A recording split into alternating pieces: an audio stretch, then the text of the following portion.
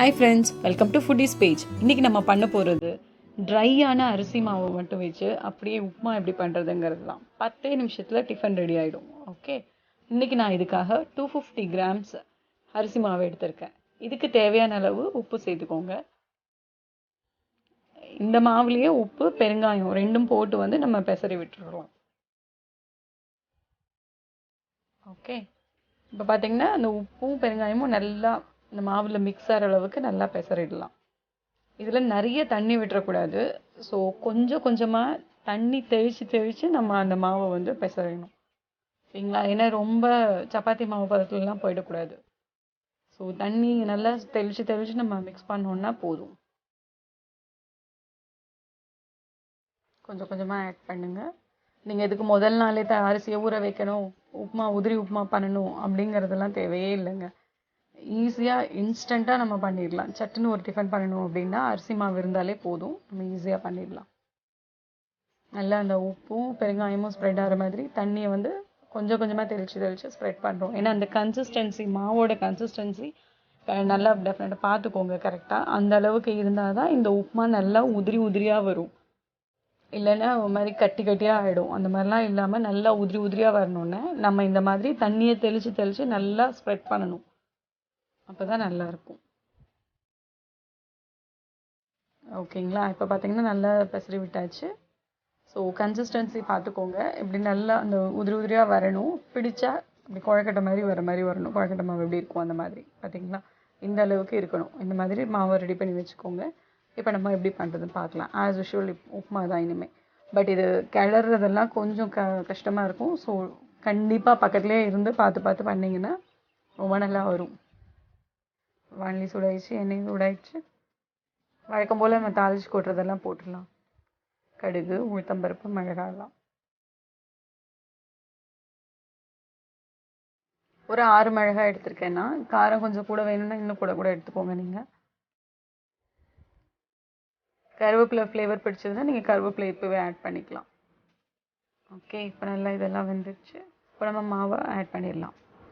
கொஞ்சம் கொஞ்சமாக போட்டு ஆட் பண்ணோன்னா கொஞ்சம் நல்லாயிருக்கும். ஃபஸ்ட்டு கொஞ்சம் கிளறிடுங்க, அப்புறமா போடுங்க. மொத்தமாக போட்டிங்க அப்படின்னா போய் ஒரே இடத்துல அது டெபாசிட் ஆகிடும். அப்புறம் நமக்கு கிளறதுக்கு ஈஸியாக இருக்காது. அதனால் கொஞ்சம் பார்த்து கிளறிட்டு நல்லா அடியிலேருந்து நல்லா கிளறணும். அப்போ தான் நமக்கு உதிரியாக வரும்.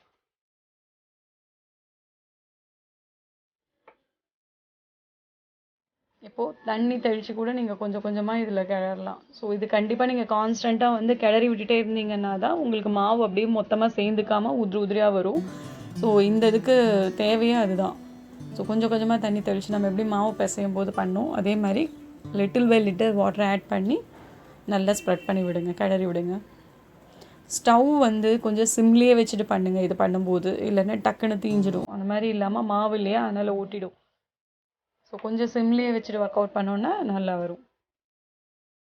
பாருங்க, கொஞ்சம் கொஞ்சமாக அந்த மாவு வேக ஆரம்பிச்சிருச்சு. இப்போ கொஞ்ச நேரம் நம்ம ஒரு 2 நிமிஷம் மூடி வச்சிடலாம். சிம்மில் வச்சு மூடி வச்சுருங்க. ஓகே, இப்போ 2 மினிட்ஸ் கழித்து நம்ம பார்க்குறோம். பாருங்க, இன்னும் கூட இது வேகணும்.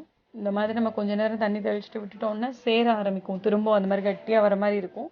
நம்ம மறுபடியுமே எல்லாமே ஃபுல்லாக கிளறி விடணும்.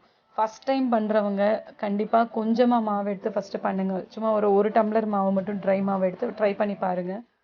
அப்புறமா நீங்கள் கொஞ்சம் நிறைய ஆட் பண்ணிக்கலாம். ஏன்னா இது கண்டிப்பாக நிறைய கிளறி விட்டுட்டே இருக்கணும்.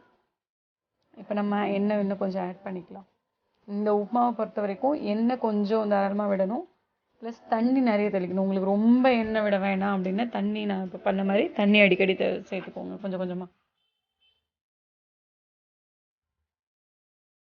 திரும்ப திரும்ப சொல்கிறேன்னு நினைக்காதீங்க. தண்ணி நீங்கள் கொஞ்சம் தெளித்து விட்டுட்டு நல்லா கிளறி விட்டுட்டே இருந்தீங்க அப்படின்னா தான் இந்த மாவோட இது கன்சிஸ்டன்சி எல்லாம் கரெக்டாக மாறி அந்த உப்புமா நல்லா அந்த குட்டி குட்டி பால்ஸாக வரும். இது பார்த்தீங்களா, இன்னும் கொஞ்சம் வேகணும். அதனால் அந்த கன்சிஸ்டன்சி அப்பப்போ பார்த்துக்கோங்க. தொட்டு பார்த்தீங்கன்னா மாவு இன்னும் வேகணும். கொஞ்சம் தண்ணி பொழிச்சு விட்டோம். இப்போ நம்ம மறுபடியும் சிம்மில் வச்சு மூடி வச்சிடலாம். ஓகே, இப்போ திரும்ப ஒரு 5 மினிட்ஸ் கழிச்சு ஓப்பன் பண்ணுறோம். அப்பப்போ இந்த மாதிரி பார்த்து நீங்கள் கிளறி விட்டுக்கோங்க. அப்போ தான் உதிரியாக வரும். வாவ், பாருங்கள், உப்புமா ஆல்மோஸ்ட் ரெடி ஆயிடுச்சு. செம சூப்பராக உதிரியாக வந்துருச்சு. நல்லா அந்த இதெல்லாம் கூட கிறிஸ்பியாக இருக்குது பாருங்கள். கீழே ஊட்டினது எல்லாமே வந்து செம கிறிஸ்பியாக இருக்குது. சட்டுன்னு ஒரு டிஃபன் அப்படின்னா பண்ணிடலாம் நம்ம. நல்ல ஹெல்த்தியான ஃபுட்டு தான், அதனால் நீங்கள் கண்டிப்பாக ட்ரை பண்ணி பாருங்கள். ஓகே, சூப்பரான உதிரி உப்புமா ரெடி ஆயிடுச்சு. வாவ்! ஸோ கண்டிப்பாக குழந்தைங்களுக்கு ரொம்ப ரொம்ப பிடிக்கும். ஸோ டெஃபினட்டாக ட்ரை பண்ணிவிட்டு எப்படி இருக்குன்னு கமெண்ட் பண்ணுங்கள். இங்கே பார்த்தீங்களா, நல்லா வெந்தும் இருக்குது, அதே சமயத்தில் நல்ல ஃப்ளேவர் இருக்குது. இந்த மாதிரி கிறிஸ்பியாக ஃப்ரை எல்லாம் இருந்ததுன்னா பசங்களுக்கு பிடிக்கும். ஸோ டெஃபினட்டாக ட்ரை பண்ணுங்கள். மறக்காமல் நம்ம பேஜை லைக் பண்ணுங்கள். இந்த வீடியோ பிடிச்சிருந்தா உங்கள் ஃப்ரெண்ட்ஸ்க்கு ஷேர் பண்ணுங்கள். நம்ம சேனலை சப்ஸ்கிரைப் பண்ணி நோட்டிஃபிகேஷன் ரிசீவ் பண்ணுறதுக்கு பெல் ஐக்கான் கிளிக் பண்ணுங்கள். தேங்க்யூ.